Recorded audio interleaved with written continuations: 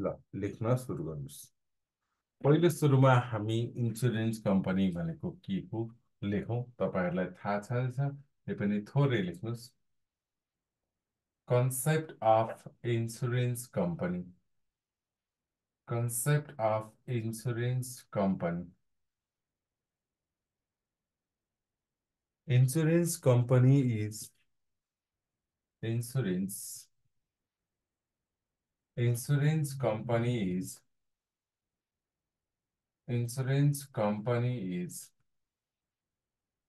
is non-depository financial institution. Non-depository financial institution. Non-depository financial institution that sells the insurance policy.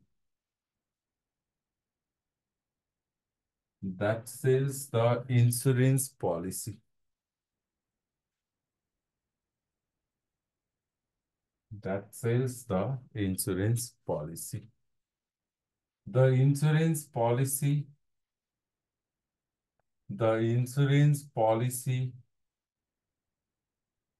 is contract made between contract made between contract made between insurer and insured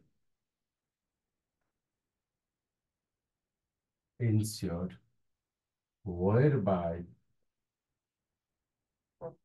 the insured the insured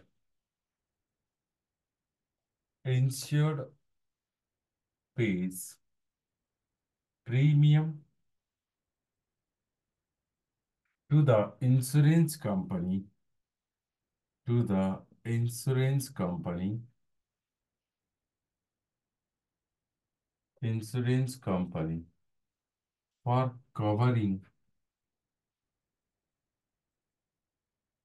covering financial loss that that arise from that arise due to due to various reason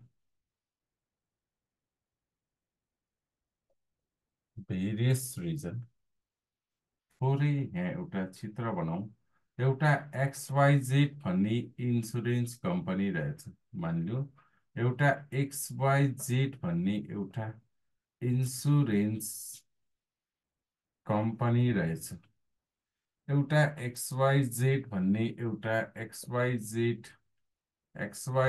भन्ने एउटा insurance company रहेछ मानौ। यो insurance कम्पनीमा गएर mister रामले insurance गर्दैछ। यो इन्सुरेन्स कम्पनीमा मिस्टर रामले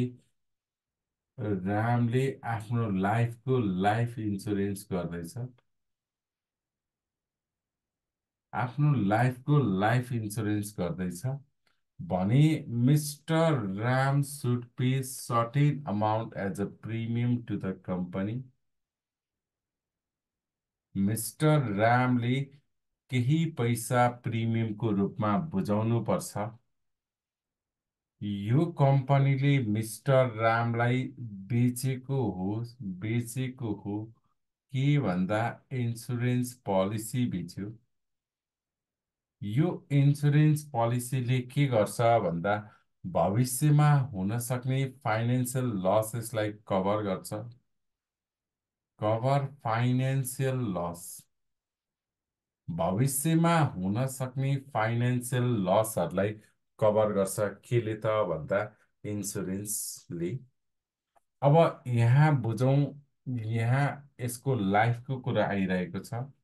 मिस्टर रामले XYZ कम्पनीबाट लाइफ इन्सुरेन्स गर्यो भने मिस्टर रामको डेथमा वा मिस्टर रामको यो इन्सुरेन्सको म्याच्युरिटी पिरियडको एन्डमा इन्सुरेन्सको म्याच्युरिटी पिरियडको इनमा मिस्टर राम जीवितै रहे मिस्टर रामले पाउने भयो वा बिचमा उसको डेथ भयो भने उसले तोकेको नोमिनीले पाउने भयो वा नभए बेनिफिसरीले पाउँछ पैसा।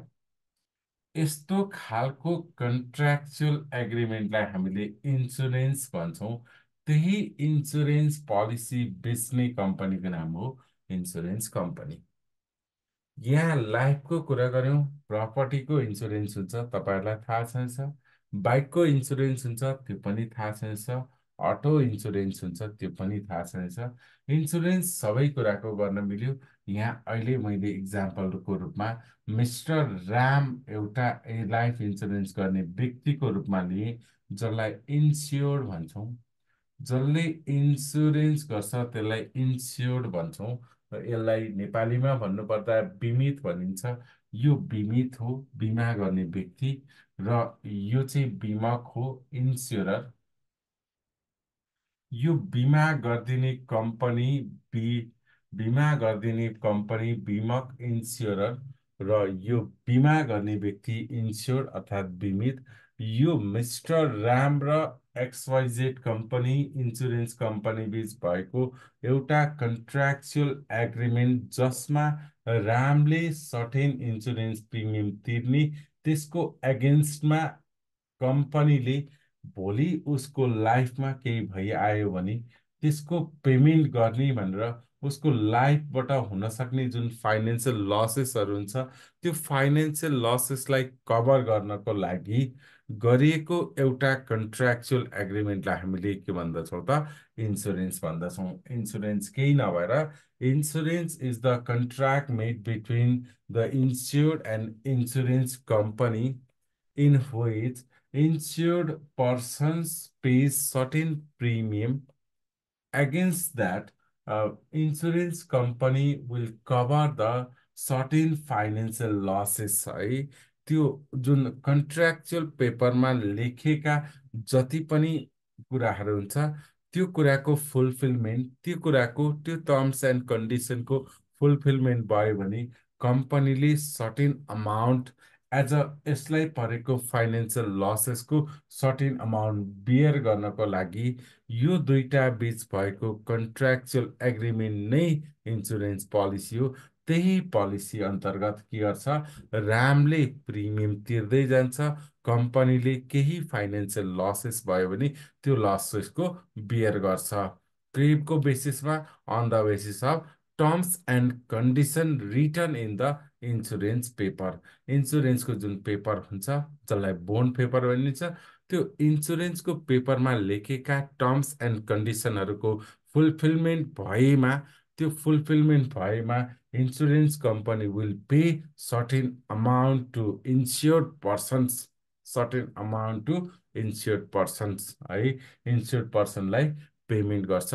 जस्तो केही गाडीको इन्सुरेन्स गरेको थियो, गाडी इन्सुरेन्स गरेको थियो, चोरी भयो, हरायो, त्यो इन्सुरेन्स पेपरमा लेखेका टर्म्स एन्ड कन्डिसनहरू मिट भयो भने के गर्छ त, insurance company will provide certain amount to the insured person है। त्यो इन्सुरेन्स गर्ने जुन पर्सन हुन्छ त्यसलाई सर्टेन अमाउन्ट प्रोभाइड गर्छ to cover the financial losses due to the के त, त्यो गाडी हराएको बापत उसलाई के गर्छ त, पेमेन्ट गर्छ। सिमिलरली लाइफ इन्सुरेन्समा उसको डेथमा उसको बेनिफिसरी वा उसको नोमिनीको रूपमा को राखेको छ उसलाई दिने, वा नभए यदि यो लाइफ इन्सुरेन्सको म्याच्युरिटी पिरियड इन भए पछाडि त्यही मान्छेलाई नै दिने गरी गरेको एउटा लिगल कन्ट्र्याक्चुअल एग्रिमेन्ट हो त्यो इन्सुरेन्स।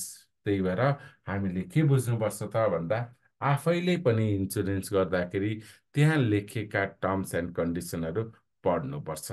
किनभने insurance is the contract, insurance एउटा कन्ट्र्याक्ट हो। त्यहाँ लेखेका टर्म्स एन्ड कन्डिसनहरू मिट भएन भने इन्सुरेन्स कम्पनीले पैसा दिनको लागि बाध्य हुने छैन। किनभने त्यहाँ त लेखिएको हुन्छ यो टर्म्स पुरा भएमा मात्र दिने भनेर लेखेको हुन्छ। किनभने इन्सुरेन्स इज द कन्ट्र्याक्ट। अब जाउँ अब हामीले यहाँ माथि के लेख्यौँ त भन्ने कुरातिर जाउँ।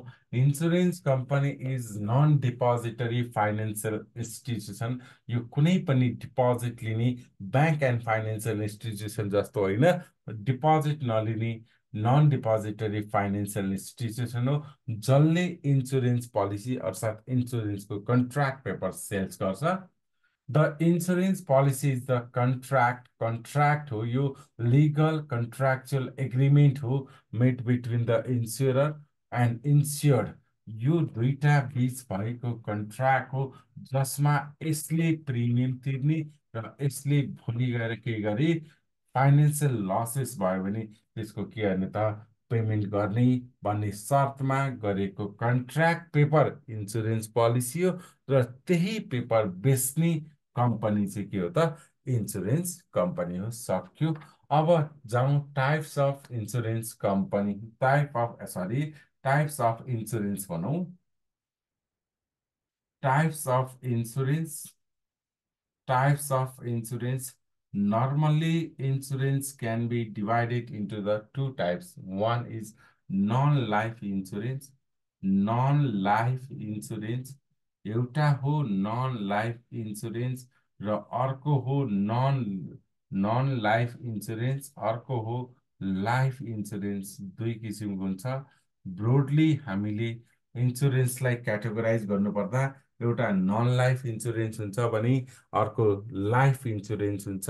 अर्थात् कुनै पनि व्यक्तिको लाइफसँग सम्बन्धित इन्सुरेन्स लाइफ इन्सुरेन्स हो भने त्योभन्दा बाहेक जति पनि अटो लोन हुन्छ, होम लोन हुन्छ, वा के गरे मेडिकल लोनहरू हुनसक्छ, हेल्थ इन्सुरेन्सहरू हुनसक्छ, त्यो सबै के हो त भन्दा नन लाइफ इन्सुरेन्स अन्तर्गत पर्दछ। अब कुनै व्यक्तिको लाइफमै केही भयो भने अर्थात् उसको डेथको एगेन्स्टमा पेमेन्ट गर्ने गरेको इन्सुरेन्स चाहिँ के हो त लाइफ इन्सुरेन्स। वा उसलाई केही भयो, केही कामै गर्न नसक्ने भयो भने सर्टेन बेनिफिट प्रोभाइड गर्नको लागि गरेको इन्सुरेन्सलाई चाहिँ हामीले के भन्छौँ त लाइफ इन्सुरेन्स। र नन लाइफ इन्सुरेन्समा आज हामी पढ्दैछौँ प्रपर्टी क्याजुअल्टी इन्सुरेन्स भन्ने कुरो पढ्दैछौँ, जहाँबाट तपाईँहरूलाई फाइनल इक्जाममा तपाईँहरूको इक्जाममा नर्मल्ली 15 मार्क्सको क्वेसन आउन सक्ने सम्भावना जहिले पनि रहन्छ है। तपाईँलाई त्यहाँबाट 15 मार्क्सको क्वेसन आउन सक्ने सम्भावना नर्मल्ली जहिले